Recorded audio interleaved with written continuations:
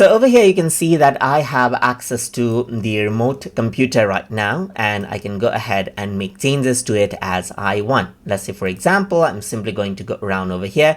You can see that it is in access. But let's say what I want to do now is go ahead and take out a screenshot from that particular computer. In that case, you can simply go around over here and you can see that there are different options around over here on the top. For example, there's view, there's communicate right here, there's file, and so forth. So from files and extras, you can see that save screenshot is an option. And as you were to select it, you can see that I can copy the screenshot to clipboard, or I can simply go ahead and save it out as a file, which is saved in PNG format by default, but you can choose other format as you wish as well. So let me just select PNG and then go around over here onto desktop and go ahead and save it right here just like this.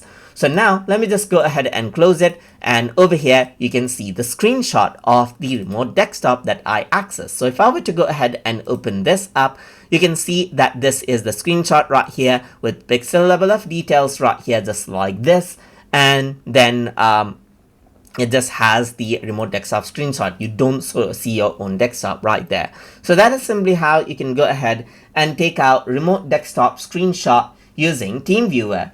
So I hope you guys learned something as always. And as always, please like, comment, share, and subscribe.